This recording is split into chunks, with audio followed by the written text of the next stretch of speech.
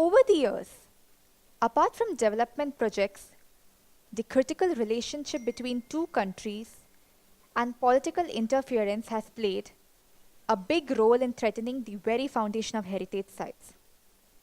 Hosting the village of UNESCO in the Kingdom of Bahrain, the forum witnessed the collaboration of multicultural minds from 30 countries, where the focus on 29 nominations of heritage sites would be intense over the period of the next 10 days.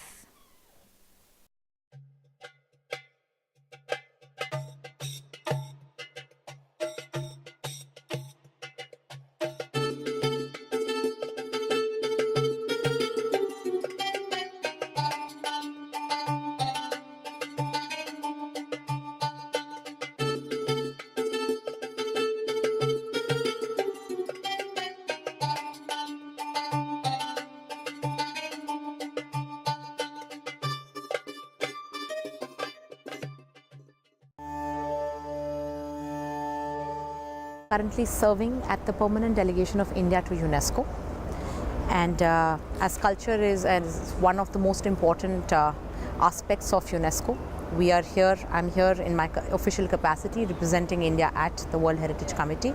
It is my great honor to be here, and besides the enlightenment, I would say, we receive here, all the discussions, talking to all the experts, and listening to the debates here really enriches our understanding of heritage and what it means to people throughout the world. But I believe that for India, the biggest takeaway this time would be our inscription. We have a nomination dossier and we have received a positive report, and we are extremely hopeful that we will have an inscription this year. This is not a problem that is unique to Agra.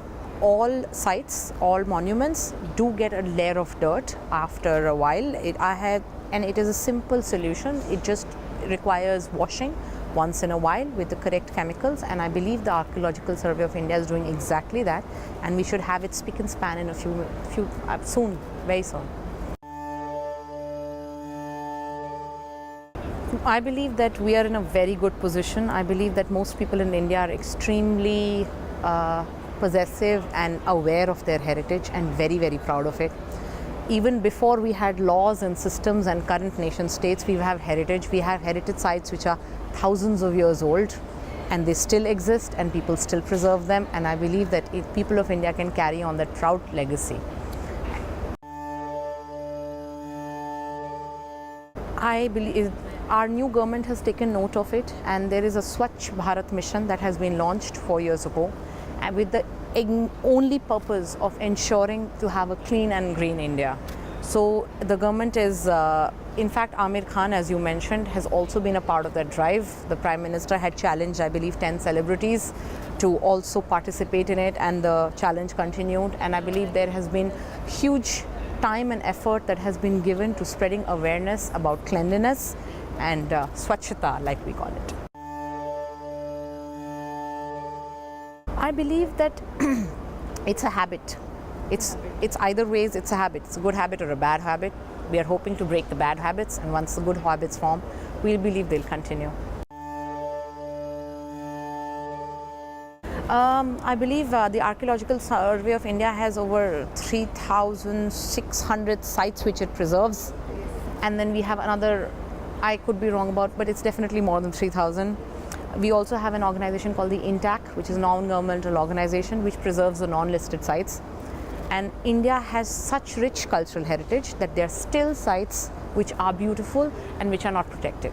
So I really hope that someday it will come when we can preserve each one of them. But like I said, if you have 3,000 plus sites which are being protected, and you still have a non-governmental organization protecting still more, and then they're still beyond that, you can imagine how many sites it is and how big the country is, and how we have a problem of plenty. We have too many that we can take care of. So we are hoping we can do more and more, but it's going to be a progressive, it'll have to be progressive. You can't all do it today.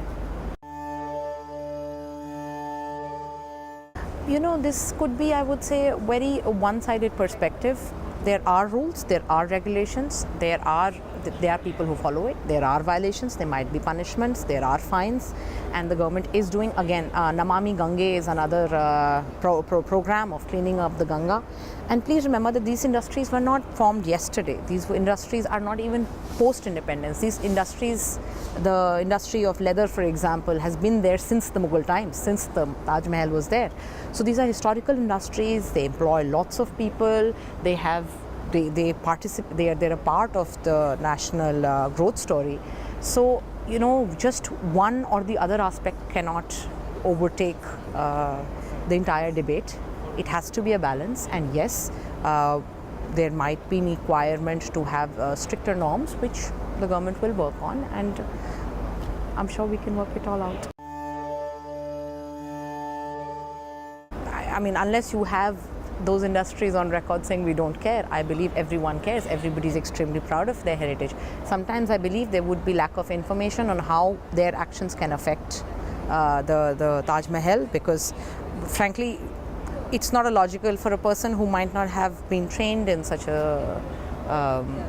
disciplines to understand that, okay, if I'm washing off my dirt in the river, how can it affect the Taj Mahal? It's not a direct correlation. So I believe, yes, more work needs to be done, and it is being done. The Taj Mahal is one of the only sites in the world, along with Opera House of Sydney, which have been inscribed only on criteria 1 of the World Heritage, which is, what is it? A masterpiece of human creativity. Only 2 sites, and Taj Mahal is one of them. So I believe all Indians are extremely proud of it, and it is an excellent example of our heritage, and I believe that each Indian is equally invested in preserving their heritage. I have a completely different perspective on it. If you have looked at how ICOMOS assesses heritage sites, they have 2 pillars called authenticity and integrity. One of which means that the building is used for the purpose that it was designed for. If Victoria Terminus is a railway station, the fact that it is still being used as a railway station actually adds to its heritage value. According to what you are saying, is that we could remove all the people, the trains don't come there anymore, and then no, you said if people are going to be using it as a train station, they're going to be using it as a train station. Is an adequate amount of, I mean, the same old, you're not always going to have everybody of equal, should I say, awareness coming to a train station. You need to throw or dispose of a napkin, you don't see a dustbin, you throw it away. So I believe that putting excessive burden of should I say cleanliness, or if it's not that clean, yes, they can be more clean, we can put signs, but we can't jail people for throwing tissues there. I'm just saying. And it is a railway station, it will be used like a railway station. Eventually, someday, yes, we are working on it. Like I said, we have the Swachh Bharat mission, which spreads awareness, because you can't tell people what is expected, not tell them what is expected of them and then punish them for it. So first, the idea is to spread awareness, and then we can have stricter laws for, we already have very strict laws for littering, and but yes, more can be done.